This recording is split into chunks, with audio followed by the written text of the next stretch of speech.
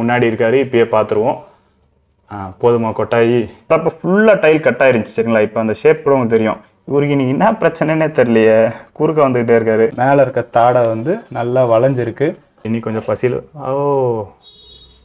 எப்படி இப்படி ஒரு அக்ரெசிவ் ஃபிஷ்ஷை வந்து இந்த டேங்க்ல விட்டேன். இந்த டேங்க்லேயே எது வேகமாக வளருதுன்னு கேட்டிங்கன்னா பாக்கு தான். ரொம்ப சின்ன சின்ன சைஸில் வாங்கிட்டு வந்தேன். கிட்டத்தட்ட ஒரு 10 நாள் ஆகுது ஃப்ளவரான பின்னாடி இருக்க டேங்க்கில் விட்டு. அது எப்படி அடிச்சுக்குதா, நல்லா காமாக இருக்கான்னு கொஞ்சம் அப்சர்வ் பண்ணுறது டைம் எடுத்துக்கிட்டேன். டேங்க்கும் அழுக்காக இருந்துச்சு. சரி தண்ணி மாற்றிட்டு வீடியோ போடுவோன்னு சொல்லிட்டு தண்ணியும் மாற்றியாச்சு. இப்போ எல்லாம் ஒன்றா தான் இருக்கு. கூட நிறைய மான்ஸ்டர் ஃபிஷ் இருக்குது. டேங்கில் இருக்க ஃபிஷஸ்லாம் எந்த அளவுக்கு வளர்ந்துருக்கு, என்ன ஃபுட்டு போடுறேன், ஃப்ளவரான எப்படி அது கூட ஒன்றா விட்டுருக்கேன் அப்படின்றத இந்த வீடியோவில் பார்க்க போகிறோம். இந்த டேங்கோட ஒரு அப்டேட் தான். வாங்க வீடியோக்குள்ளே போகலாம்.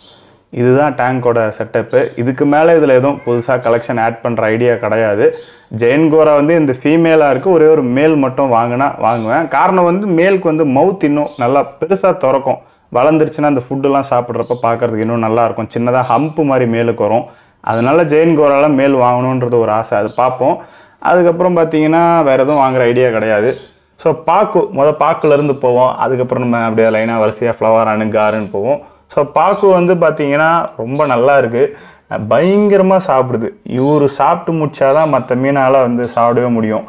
ஏன்னா எது போட்டாலும் தின்னுக்கிட்டே இருக்குது. இது வைத்த நேரப்பலன்னா கண்டிப்பாக மற்ற மீனால் வந்து ஃபுட்டே எடுக்க முடியாது. சைஸுமே அதனால தான் ரொம்ப பயங்கரமான க்ரோத் இருக்குது. இந்த டேங்க்லேயே எது வேகமாக வளருதுன்னு கேட்டிங்கன்னா பாக்கு தான். ரொம்ப சின்ன சின்ன சைஸில் வாங்கிட்டு வந்தேன். வாங்கிட்டு வரப்போ பார்த்தீங்கன்னா அப்போயே எனக்கு ஒரு ஐடியா இருந்துச்சு, இந்த ஃப்ளவரான் வந்து இதில் விடலாமா அப்படின்னு. வேணாம், ஃப்ளவரான் பெருசாக இருக்குது, எல்லாத்தையும் கடிச்சு போட்டுற போது அப்படின்னு நினச்சி நான் ஃப்ளவரான் ஆட் பண்ணல. இப்போ பார்த்தா கதையே வேறு மாதிரி இருக்குது. பாக்கு பெருசாக இருக்குது, ஃப்ளவரான் வந்து சின்னதாக இருக்குது. நல்ல க்ரோத்து. இது யாராச்சும் வாங்குறீங்கன்னா அல்பினோ மேக்ஸிமம் அவாய்ட் பண்ணிக்கோங்க. எனக்கு ஏன்னா ஒயில்டு தான் பிடிக்கும்.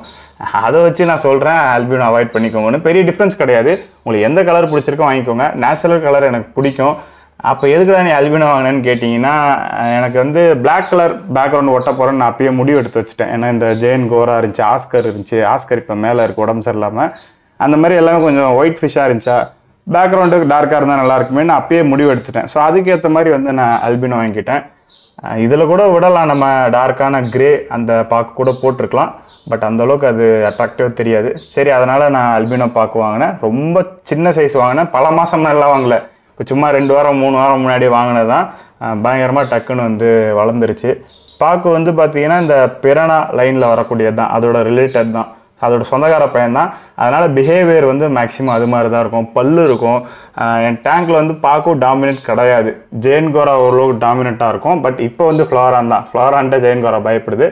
ஸோ டாமினேட்டாக இருந்ததுன்னா மற்ற எல்லா விஷயம் அப்பப்போ போய் கடிச்சதுன்னா அதுக்கு இருக்கிற பல்லை வச்சு கடிச்சதுன்னா கண்டிப்பாக பயங்கரமான டேமேஜ் இருக்கும். ஸோ இவர் டாமினேட்டாக இல்லாததுனால ஓரளவுக்கு டேங்க் சாஃப்டாக போயிட்டுருக்கு. இவர் என்னன்னு தெரில, கேமரா பக்கத்துலேயே வந்துட்டுருக்காரு. ஸோ அடுத்து வந்து செவரம் பார்த்தீங்கன்னா சின்ன சைஸ் தான். இந்த டேங்க்லேயே வந்து இவர் தான் இருக்கிறதுலே சின்ன சைஸு. இவரை தான் கடைசியாகவும் நான் வாங்கி விட்டேன். வாங்கும்போது சைஸ் கம்மி. ஃபீடுமே வந்து ரொம்ப இன்ட்ரெஸ்ட்டாக அக்ரெசிவாக சாப்பிட மாட்டுது. ஃபீடு பக்கத்தில் வரப்போ நல்லாவே பில்லட்டுமே எடுக்குது, நல்லா சாப்பிடுது. பட்டு இந்த பாக்குவோ இல்லை ஜெயின் கோராவோ இல்லை ஃப்ளவரானோ அந்த அக்ரெசிவாக போயிட்டு போட்டோன்னே அப்படியே சாப்பிடும்ல, அந்த அக்ரெசிவ் கிடையாது. கிடைச்சா சாப்பிட்றேன் அப்படின்ற மாதிரி இருக்குது. அதனால் இவருக்கு வந்து க்ரோத் ஸ்லோ. செவரமில் பெருசாக எனக்கு நாலேஜ் கிடையாது. செவரம் வந்து இந்த மாதிரி ஃபிஷ் கூட தாங்கும் அப்படின்னாங்க. எனக்கு நம்பிக்கையே இல்லை. எப்பட்றா எல்லாம் கொடூரமான மீன், அதில் வந்து இப்படி ஒரு சாமியார் மாதிரி ஒரு மீனை விட்டால் தாங்குமான்னு நினச்சேன். வர்றப்போ ஃபுல்லாக டைல் கட் ஆயிருந்துச்சு சரிங்களா. இப்போ அந்த ஷேப் கூட உங்களுக்கு தெரியும். இவருக்கு இன்னைக்கு என்ன பிரச்சனைன்னே தெரியலையே, குறுக்க வந்துக்கிட்டே இருக்காரு.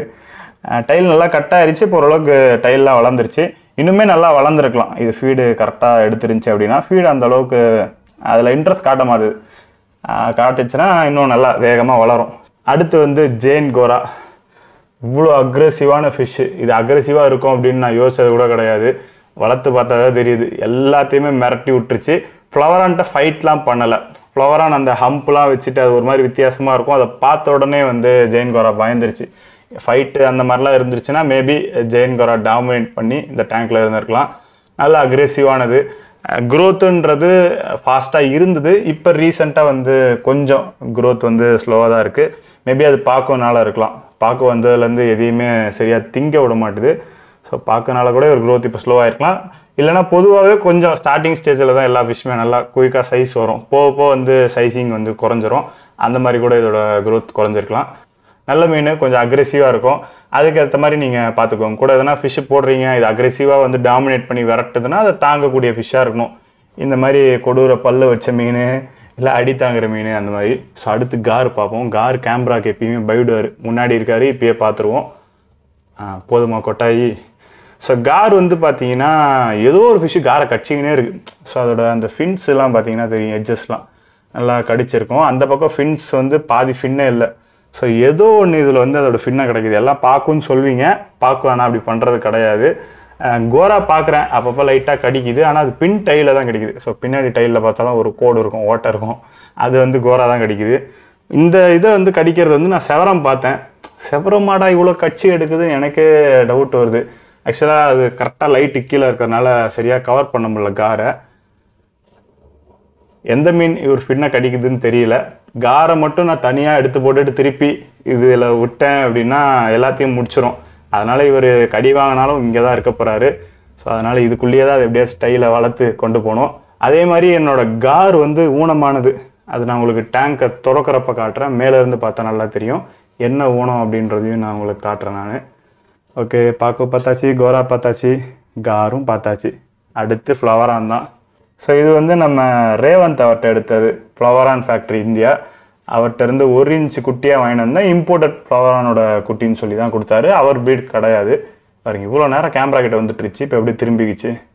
ஸோ அவர்கிட்ட வந்து எடுத்துகிட்டு வந்தது நல்லா இருந்தது. இப்போ ஒரு 15 days 20 days முன்னாடி வந்து உடம்பு சரியில்லாமல் போச்சு. கிளைமேட் சில்லானப்போ வாழெல்லாம் மடக்கி வச்சுக்கிட்டு உடம்பெல்லாம் தூசி மாதிரி ஒட்டிக்கிட்டு ரொம்ப டல்லாகிடுச்சு. அதுக்கப்புறம் கலர் வந்து டார்க் ஆகிட்டார். ரெடி பண்ணிட்டேன், ஹீட்டர் போடலை, மெடிசனை வச்சே வந்து சரி பண்ணிட்டேன். ஹீட்டர் போடலாம்னு இருந்து இவருக்கு சரியாயிட்டார். ஸோ ஹீட்டரே ஆட் பண்ணாமல் மேலே க்யூர் ஆகிட்டார். அதுக்கப்புறம் இப்போ கொண்டு வந்து இவரை கீழே போட்டு ஒரு 1 week இருக்கும். ஸோ அந்த கலர் டார்க் ஆனது இன்னும் சரி ஆகலை. அப்படியே வந்து இவர் டார்க்காகவே இருந்தார். இவரோட கலரே வேறு. மேபி டைம் ஆகலாம், இல்லை இப்படியே கூட கலர் இதாக கூட சேஞ்ச் ஆகிருக்கலாம், அது என்னன்னு தெரியல. ஸோ கொஞ்சம் டைம் கொடுத்து பார்த்தா தான் இவர் நார்மலாக மாறுறாரா அப்படின்றது தெரியணும். ஏன்னா நல்லா சூப்பராக இருக்கும். லைட் எல்லோயிஷ் பாடியில் இருக்கும். ரெட்டும் ரொம்ப லைட்டாக தான் இருக்கும், டார்க்காலாம் இருக்காது. ஃப்ரண்ட்டில் ரெட் இருக்கும். இப்போ ஒரு மாதிரி மீனே வந்து டார்க் ஆகிடுச்சு. எல்லோ தேடினா கூட கிடைக்காது, அந்த மாதிரி மாறிடுச்சு. மற்ற மீன் எடுக்கிறப்பெல்லாம் குறுக்க வந்துட்டு இருந்துச்சு, இப்போ வரவே மாட்டுது. எப்படி இப்படி ஒரு அக்ரெசிவ் ஃபிஷ்ஷை வந்து இந்த டேங்க்கில் விட்டேன் அப்படின்னா, இவர் வந்து பார்த்தீங்கன்னா அக்ரெசிவ் தான், ரொம்ப அக்ரெசிவாக இருக்கும். மேலே வந்து பார்ட்டிஷன் போட்டு வீஜா கூட வச்சுருந்தப்பையும் சரி, இல்லை வேறு எதனா பெரிய ஃபீமேல்லாம் பார்ட்டிஷன் போட்டு வைப்பேன். அப்போ எல்லா டைம்லேயும் பயங்கர அக்ரெசிவாக இருக்கும். நீங்கள் நினச்சி பார்க்கறதோட நல்ல அக்ரெசிவான ஃபிஷ் இது. சரி, இதை சும்மா டேங்க்கில் போடுவோம், அக்ரெஷன் ரொம்ப காட்டுச்சுன்னா எடுத்துருவோம் அப்படின்னு டேங்க்கில் வந்து ஃப்ளவரானை இன்ட்ரடியூஸ் பண்ணேன். ஒரு துளி கூட வந்து அக்ரெஷனே காட்டல. போட்டதுலேருந்து சரி, போட்ட அணையிலேருந்து ஃபுட்டு சாப்பிடுது நல்லா பழகி நார்மலாக வந்து செட்டில் ஆகிடுச்சு. ஸோ நான் எந்த விதத்துலேயும் கஷ்டமே படலை. நான் இதுக்கு முன்னாடி ஃப்ளோரான் கம்யூனலாக விட்டுருக்கேன், அரோனா கூட விட்டுருக்கேன். ஸோ அந்த மாதிரிலாம் விட்டுறப்போ கொஞ்சம் ஸ்ட்ரகிள் பண்ணுவேன். அரோனா எப்படியாச்சும் டாமினேட் ஆகிட்டு இவரை பயமுறுத்திட்டு அந்த மாதிரிலாம் பண்ணுவேன். ஸோ இவர் வந்து எந்த விதத்துலையும் எந்த ஒரு கஷ்டமும் வந்து கொடுக்கல. ஸோ இதே மாதிரி நீங்கள் கம்யூனலாக ஃப்ளோரானை விடணும் அப்படின்னு நினச்சிங்கன்னா கண்டிப்பாக வந்து ட்ரை பண்ணலாம். மோஸ்ட்டாக வந்து ஃப்ளவரான டாமினேட்டாக வச்சுக்காதீங்க. என்னோடய டேங்கில் இவர் தான் டாமினேட்டு. எல்லா ஃபிஷ்ஷுமே வந்து இவருக்கு பயப்படும். ஏன்னா டாமினேட்டாக இருந்துச்சுன்னா இது அக்ரெசிவ் ஃபிஷ், மற்றதெல்லாம் ப்ரிடேட்டர் தான், வேணுன்றப்ப சாப்பிட பார்க்கும். இவர் மட்டும் சும்மாவே வந்து கடிப்பார். எங்கே போயிட்டார்? ஃபில்டருக்கு முன்னாடி இருக்குன்னு நினைக்கிறேன். ஸோ அதனால் மேக்ஸிமம் ஃப்ளவரான பயமுடுத்தி மற்ற மீன் கூட வந்து நீங்கள் கம்யூனலாக ட்ரை பண்ணலாம். எனக்கு ஏதோ ஒரு லக்கு தான். இவர் பயங்கர அக்ரெசிவான ஒருத்தர். ஃப்ளவரான பார்த்தா தான் அக்ரெஷன் காட்டணுன்ற எண்ணம் இவருக்கு இருக்க போல இருக்குது. மற்ற மீன் எதுக்கிட்டையுமே வந்து அக்ரெஷனை காட்டலை. பில்லட் ஃபீட் பண்ணுறப்பெல்லாம் அக்ரெஷன் காட்டும். மற்ற டைமில் மேக்ஸிமம் வந்து ஃபைட்டிங் இருக்காது. ஃபைட்டிங்னா இந்த பாக்கு மட்டும்தான் அதுங்களுக்குள்ளே சொல்லிட்டு இருக்க போய் கடிச்சிக்குது பாருங்கள். அதுங்களுக்குள்ளே வந்து அப்பப்போ வந்து கடிச்சிக்கும். அது பார்க்க நல்லா தான் இருக்கும். அதே மாதிரி பாக்கு யாராச்சும் வாங்குறீங்கன்னா மினிமம் ஒரு 3, 2 கூட வேணாம், 3 வாங்குங்க. ஏன்னா இதுங்க ஒட்டுக்கா ஒன்றா சுற்றி வாழ்கிற மீன், ஸ்கூலிங் ஃபிஷ்ஷு. ஸோ அதனால் வாங்கினா மினிமம் ஒரு 3 வாங்கிக்கோங்க. ஒன்று நீங்கள் வாங்கி விட்டிங்கன்னா அப்படியே டல்லாக ஓரமாகவே இருக்குது. 2 ஓகே தான், பட் முடிஞ்சால் 3 ட்ரை பண்ணுங்க. அங்கே பாருங்கள், மாறி மாறி கடிச்சிக்கிட்டு இப்படி தான் டேங்க்கில் சுற்றிக்கிட்டே இருக்கோங்க. ஆக்டிவாக எதனா டேங்க்கில் பார்க்குறோன்னா இதுங்களை பார்க்கலாம். ஃபுட்டு வந்து நிறையவே எடுத்துக்கிட்டேன். எப்பயுமே பிரித்து தான் போடுவேன், இந்தளவுக்கு போட மாட்டேன். நான் இப்போ பிரித்து கொஞ்சமாக போட்டேன்னா டக்குன்னு சாப்பிட்டு முடிச்சிடுவோம். சாப்பிட்றதே நமக்கு தெரியாது. அதனால் கொஞ்சம் நிறையவே பில்லட் எடுத்துக்கிட்டேன். காரியும் அப்படியே கொஞ்சம் டாப் ஆங்கிளில் பார்த்துருவோம். கேமரா பார்த்து ஓடுறாரு, உங்களுக்கு தெரியுமான்னு தெரியலை, வெளிச்சம் அதிகமாக இருக்கோ. சரி, நம்ம கீழே வந்து பார்ப்போம். டாப் ஆங்கிள்லேருந்து எல்லாம் கேமராக்கு பயப்படுது. நம்ம கீழே வந்து பார்ப்போம்.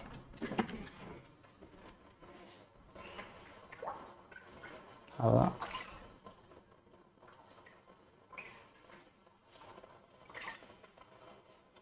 கார் கொஞ்சம் பயந்துட்டாரு. இருந்தாலும் ஃபுட்டு சாப்பிடும், பார்ப்போம். நம்ம எல்லாமே ஃபுட்டு சாப்பிடுது. ஒரே ஒரு ஃபுட்டு கார்கிட்ட இருக்கு. கேமராவுக்கு பயப்படுதா இல்லை மீனுங்க இப்படி வேகமாக ஓடுறதுல பயப்படுதான்னு தெரியல. அந்த பக்கமே போயிடுச்சு. ஸோ என்னோடய ஃபிஷ்ஷு எல்லாமே வந்து பார்த்திங்கன்னா க்ரோத் பயங்கரமாக இருக்கும். செவரமாக தவிர மீதி எல்லாமே நல்லா வளர்ந்துருக்கும். கார் கொண்டு ஆம்பர் ஃப்ளவரானுக்கான பில்லட்டு அதுதான் போட்டுட்ருக்கேன். கார் அந்த பக்கம் ஃபுட்டு சாப்பிடுதுன்னு நினைக்கிறேன். அவன் சாப்பிடுது. இது டாப் வந்து நான் மேலே ஓப்பனில் வச்சுருக்கேன். அதனால் பாக்கு வந்து பயத்தில் டக்கு டக்குன்னு எடுக்குது. அது வேகமாக டக்கு டக்குன்னு எடுக்கிறத பார்த்து கார் இன்னும் பயப்படுது. கார் சாப்பிடவே இல்லை. சரி, ஓகே. ஸோ என்னோடய ஃபிஷ்ஷு நீங்கள் எல்லாமே பார்த்தீங்க அப்படின்னா க்ரோத் வந்து நல்லா வேகமாகவே இருக்கும். பாக்கு வந்து நான் ஷார்ட்ஸில் காமிச்சிருப்பேன் வாங்கினப்போ, சின்னதாக இருக்கும். அப்புறம் ஜெயின்கோரா ஸ்டார்டிங்லேயே காமிச்சேன், கார் ஸ்டார்டிங்லேயே காமிச்சேன். ஸோ இந்த சின்ன சின்ன மீன் எப்படி டக்குன்னு வளர்ந்ததுன்னா ஒன்றுமே இல்லை, பில்லட்டு தான் கொடுத்துட்ருக்கேன். ஆம்பர் ஃப்ளவரான்கான பில்லட்டு அதுதான் கொடுத்துட்ருக்கேன். இப்போ க்ரோத் வந்து கொஞ்சம் ஸ்லோ ஆகிருக்கு. மற்றபடி ஸ்டார்டிங் க்ரோத்து பயங்கரமாக இருந்துச்சு. பாக்குக்கு ஸ்லோ ஆகலை, அது வேகமாக வளர்ந்துக்கினே தான் இருக்குது. மற்ற இந்த காரும் ஜெயின்கோராவுக்கும் க்ரோத்து ஸ்லோவாக இருக்குது. மற்றபடி எல்லாமே நல்லா வளர்ந்துருச்சுங்க. ஸோ பில்லட்டு தான் போடுறேன். அதை தாண்டி வந்து சிக்கன் ஆட் வந்து நான் வச்சுருக்கேன். அதுவும் வந்து போடுவேன். திடீர்னு ஒரு 3 நாளைக்கு ஒருக்கா 4 நாளைக்கு ஒருக்கா போடுவேன். இது வரைக்கும் கார் வந்து அதை சாப்பிடாம தான் இருந்துச்சு. இப்போ ரீசெண்டாக அதை சாப்பிடுது. ஏன்னா சிக்கன் ஆட் வந்து நான் போட்டோன்னே மேலே வந்து அப்படியே கீழே வந்து பாட்டமில் விழுந்துடும். ஸோ அதனால் கார் கீழே வந்து எடுக்காது. பட் இப்போ ரீசெண்டாக ஒரு 2 டைம்ஸ் 3 டைம்ஸ் வந்து தலைவர் சிக்கன் ஆட் சாப்பிட்ருக்காரு. ஸோ இவ்வளோ பெருசாக சிக்கன் ஆட் சாப்பிட்டு வளரல அது. பட் இப்போ சாப்பிட ஆரம்பிச்சிருக்கு. ஸோ க்ரோத்தில் வந்து கொஞ்சம் அந்த புஷ் இருக்கும். இனி சிக்கன் ஆட் சாப்பிட்றதுனால ரெகுலராக சாப்பிட ஆரம்பிச்சிருச்சு. ஒரு 3 டைம் எடுத்துருச்சு. இனி எப்போ போட்டாலும் சிக்கன் ஆட்டை வந்து சாப்பிடும். ஒரே சிக்கன் ஆட்டை 2ஆக கட் பண்ணி போடுவேன். இது வந்து பிச்சு பிச்சு சாப்பிடும் பாக்கும். ஸோ அதை பார்ப்பேன். எல்லாமே பிச்சு பிச்சு சாப்பிடும். ஃப்ளவரானும் சாப்பிடும், நம்ம செவரமும் சாப்பிடும். ஸோ சிக்கன் ஆட் முடிஞ்ச அளவுக்கு வந்து மேக்ஸிமம் எல்லா ஃபிஷ்ஷுக்குமே வந்து அவாய்ட் பண்ணிக்கோங்க. எல்லா ஃபிஷ்க்குமே வேணால் இந்த மாதிரி ஃபிஷ்ஷஸ்க்கு போடுங்க. ஃபைட்டரு, இந்த மாலி, கப்பி அந்த சைடு சிக்கன் ஆட் போகாதீங்க. டைஜஸ்ட் பண்ண கஷ்டப்படுது, ஸ்விம் பிளாடர் வந்துடுது அதனால். ஸோ மற்ற மீனுக்கு போடாதீங்க. கடினமான ஃபுட்டை செரிச்சிரும் அப்படின்னு தோன்ற மீனுக்கு மட்டும் போடுங்க. இதில் வந்து ஃப்ளவரான் பார்த்தீங்கன்னா கொஞ்சம் ரிஸ்க்கு தான். அது சிக்கன் ஆட்டை சாப்பிடுது அப்படின்னா. மற்ற எல்லா விஷயம் ஓகே, சிக்கன் ஆட்டு சாப்பிடுதுன்னா அதுக்கு ஒரு பிரச்சனையும் வராது. ஸோ காரோட வாய் வந்து பார்த்தீங்கன்னா நல்ல கோணையாக இருக்கும். இந்த டாப் ஆங்கிள்லேருந்து பார்த்தா தெரியும், ஆனால் பயந்து ஓடிடுச்சு. ஸோ இந்த லைட்னிங்னால டாப்பில் இருந்து காமிச்சா சுத்தமாக தெரிய மாட்டுது. ஸோ கோணையாக இருக்கிறதுனால அதை மாற்றிடலான்னு இருந்தேன். ஏன் கோணையாக இருந்தால் மாற்றிக்கலான்னா டாப் ஆங்கிள் இருந்து நல்லா தெரியுது அது கோணையாக இருக்கிறது. மேலே கொஞ்ச நாளில் வந்து ஃப்ரிட்ஜ் பாக்ஸுக்கு போயிடும். ஸோ இனி டாப் ஆங்கிள் இருந்து தான் இவரை வந்து நம்ம பார்க்க போகிறோம். ஸோ அப்படின்றப்ப அந்த கோணையாக இருக்கிறதுன்றது நல்லா தெரியும். ஸோ இப்போ உங்களை பார்த்தா தெரியும் நினைக்கிறேன். மேலே இருக்க தாடை வந்து நல்லா வளைஞ்சிருக்கு. லைட்டு மட்டும் கொஞ்சம் ஒஸ்ட்டாக இருக்கும், அதை மட்டும் அட்ஜஸ்ட் பண்ணிக்கோங்க. ஸோ அது வந்து அசிங்கமாக இருக்கும் வீடியோவில் காட்டுறதுக்கு, அதனால் மாற்றிடலாமா அப்படின்னு யோசித்தேன். அப்புறம் வேணாம், இதையே வந்து இதோட ஹைலைட்டாக வச்சுப்போங்க, கோணமூகனாகவே ஒரு வச்சுப்போம், ஹைலைட்டாக அதையே வந்து நம்ம காட்டலாம் அப்படின்னு சொல்லிட்டு முடிவெடுத்தேன். இன்னொன்று, இதுக்கு வாய் கோணையாக தான் இருக்குன்றது அதுக்கே தெரியாது. எதுக்குடா நம்ம ஓனர் நம்மளை கொடுத்தேன் அப்படின்றது அதுக்கே தெரியாது. ஸோ இந்த மாதிரிலாம் யோசித்து பார்த்து இவரை வச்சுக்கலாம் அப்படின்னு நினச்சேன். இந்த பக்கம் நல்லா தெரியும் வாய் கோணையாக இருக்குது. ஸோ அந்த பல்லுலாம் எப்படி தெரியுது பாருங்கள்.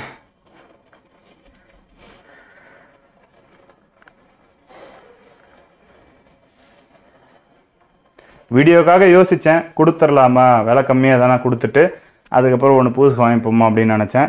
அதே வீடியோக்காக ஹைலைட்டாக தெரியும் இனி கோணமுக்கு கார்னு. உங்களுக்கு இங்கே காட்ட முடியலை வாய் கோணையாக இருக்குதுன்றது. மேலே ஒன்ஸ் போயிடுச்சு அப்படின்னா கோணையாக இருக்குன்றது நல்லா தெரியும். இன்னும் வளர வளர பயங்கரமாக தெரியும். வாங்கினப்போ தெரியவே இல்லை. ஸோ வளர வளர தான் தெரியுது. இன்னும் பெருசாக வரப்போ அதோட கோணமுக்கு நல்லாவே தெரியும். நம்ம வளர்த்துட்டு பார்ப்போம். கார் வந்து ஃபுட்டு கேட்குது, அங்கிட்டும் இங்கிட்டும் ஓடி வருது. டாப்பு இவ்வளோ நேரம் ஓப்பனில் இருந்ததுனால தான் இப்போ தலைவர் பயந்துருக்காரு. கேமராவுக்கு அப்போ பயப்படலை. ஸோ பில்லட் வந்து நம்ம போட்டு பார்ப்போம். இவர் இவ்வளோ ஆக்டிவாக இருந்து இப்போ தான் பார்க்குறேன். இப்போ வீடியோ நான் வேறு கண்டென்ட் பேசி எடுத்துகிட்டு இருந்தேன். இப்படின்னு மாற்றி மாற்றி ஓடி வந்துகிட்டே இருந்துச்சு. இவ்வளோ நாள் நான் இதை பசியில் விட்டதே கிடையாது. இன்னி கொஞ்சம் பசியில் காரோட ஃபின்னை எதுக்கு கடிக்குதுன்னு கண்ணு முன்னாடி பார்த்துட்டேன். டேய் சாமியாரே, டேங்க்லேயே அப்பாவே நினச்சிட்டு இருந்தேன், நீ தான் கடிக்கிறியா? ஆக்சுவலாக கொடூரமாகவே வந்து இதோட ஸ்பின்னோட எட்ஜஸ் எல்லாம் நல்லா கடிச்சு வச்சிருச்சு. ஓகே, ஸோ யார் கடிக்கிறான்றதை நோட் பண்ணிவிட்டேன். அதுக்கேற்ற மாதிரி எதனா மாற்றிக்கலாம். ஓகே, ஸோ டேங்கோட அப்டேட் வந்து அவ்வளோதான். நீங்கள் இந்த மாதிரி ஃப்ளவரான் கம்யூனலாக விடணும்னு நினச்சா கண்டிப்பாக வந்து ட்ரை பண்ணி பாருங்கள். ட்ரை பண்ணுறப்ப மற்ற ஃபிஷ்ஷஸ் டாமினேட்டாக இருக்கிற மாதிரி பார்த்துக்கோங்க, பெருசாக இருக்கிற மாதிரி பார்த்துக்கோங்க. தலைவர் ஃபுட்டு சாப்பிட்டதுலேருந்து ஸ்லாண்டிங்காகவே போயிட்டுருக்காரு, நல்லா வயிறு முட்டை சாப்பிட்டுட்ருக்கு. ஸோ அந்த மாதிரி மற்ற ஃபிஷ்ஷஸை நீங்கள் டாமினேட்டாகவும் பெருசாகவும் வச்சுருந்தீங்கன்னா சப்போஸ் ஃப்ளோரான் அக்ரெசிவ் வந்து கடித்தாலும் தாங்குற மாதிரி இருக்கணும். இனிஷியல் ஸ்டேஜில் அக்ரெசிவாக இருந்துச்சுன்னா கொஞ்சம் கஷ்டமாக இருக்கும், போக பழகிறோம். எனக்கு என்னன்னு தெரியல, ரொம்ப ஈஸியாக முடிஞ்சிருச்சு. எல்லாருக்கும் அப்படி ஆகும்னு சொல்ல மாட்டேன். நிறைய பேருக்கு இன்ட்ரெஸ்ட் இருக்குது ஃப்ளவரான கம்யூனலாக விடணும்னு. எனக்கு ஆரம்ப காலத்தில் நான் விட்டுட்டேன். ஆஸ்கரு, அது கூட வந்து க்ரீன் டெரரு, அப்புறம் சில்வர் டாலரு, அரோனா அதெல்லாம் போட்டு ஃப்ளவரானையும் போட்டு கம்யூனலாக 2017-18 நான் வச்சுருந்தேன். ஸோ அதனால் எனக்கு பெருசாக இப்போ இன்ட்ரெஸ்ட் கிடையாது. சும்மா விட்டு பாபாவேன்னு விட்டேன். நல்லா வந்து சூப்பராக செட் ஆகிடுச்சு. ஸோ நீங்களும் ட்ரை பண்ணி பாருங்கள். ஸோ இந்த வீடியோவில் தான். இந்த வீடியோ பிடிச்சினா லைக் பண்ணுங்கள். வேறு ஏதாச்சும் வீடியோ போடணுச்சா கீழே கமெண்ட் பண்ணுங்கள்.